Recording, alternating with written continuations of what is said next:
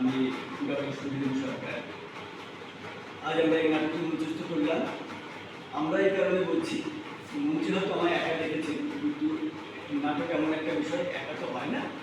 Live করেছেন বন্ধু কর্মকার, Tanny Chowdhury, music করেছেন বিনোদা ঘোষ, নানা রকমভাবে প্রধান প্রধান সহযোগিতাগুলো করেছেন।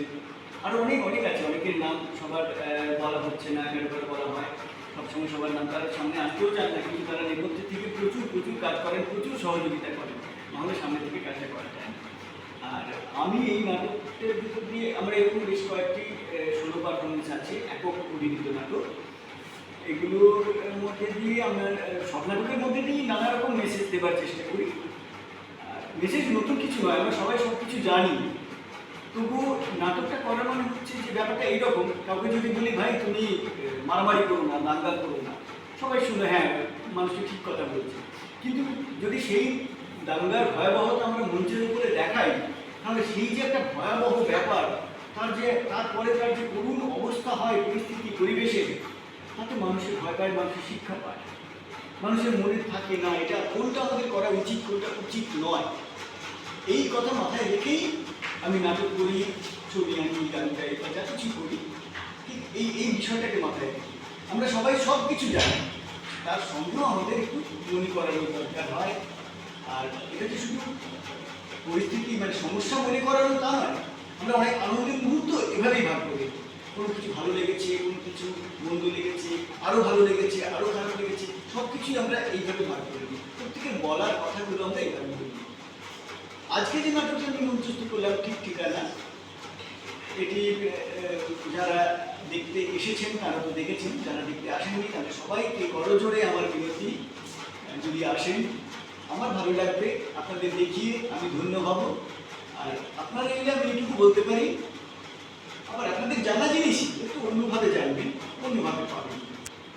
ঠিক ঠিকানা শুনতে মজাটা আমরা অনেকেই কথায় কথায় বলি, আর কোনো ঠিক ঠিকানা নেই। সত্যি কি আমাদের কারণ ঠিক ঠিকানা বলে কিছু থাকে? প্রশ্নটা আমি রেখেই দিলাম আপনাদের কাছে। ঠিক ঠিকানা বলতে যা বোঝায়, তাকে সত্যি আমাদের কারো থাকে থেকে আছে, এটাই বোঝার বিষয়। আর সব থেকে বেশি হচ্ছে উপভোগ করার, খুবই উপভোগ করি আমরা একটা জায়গা থেকে, খুব আমার নিজের অনেক কিছু করি। সত্যি কতটা আমার, সত্যি আমরা কতদিন সেখানে থাকতে পারি, জীবিত বা মৃত, যে কোনো মৃত অবস্থাতেও থাকার প্রশ্ন নেই, জীবিত অবস্থাতেই আমরা যতটা আমার বলে মনে করি কতটা উপভোগ করতে পারি, সেগুলো ভাববার বিষয়, বোঝার বিষয়। আর নাটকের শেষে বেশ একজন বয়স্ক মানুষের একটা চরিত্র দেখিয়েছি, যেখানে তিনি বেশ জ্ঞানী গুণী, নানা বিষয় নিয়ে চর্চা করেন। তিনি বলেন সারা পৃথিবীর প্রত্যেকটা বাড়ি তার নিজের বাড়ি, সারা পৃথিবীর প্রত্যেকটা মানুষ তার আপনজন, তার নিজের আপন। এভাবেই তিনি সবার সাথে মিশেন, সব জায়গায় ঘোরেন, সব কিছু ব্যবহার করেন।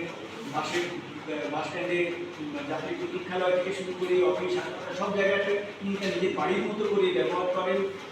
এগুলোই বেশ মজা দেয় আমার কথাবার্তা। সবটা বললে নাটকটা পুরো তো আর বসে বলা সম্ভব নয়, হিন্টস দিলাম কিছু। আর যদি আপনারা যারা দেখতে আসেননি কখনো, তারা দেখতে এলে ভালো লাগবে আমি ধন্য হব, আর আপনারা হয়তো একটু অন্যরকম কিছু মজা পাবেন। এই ধরনের একটা কিছু মেসেজ বা কিছু দৃশ্য। সবাইকে আমার নমস্কার, আন্তরিক ধন্যবাদ।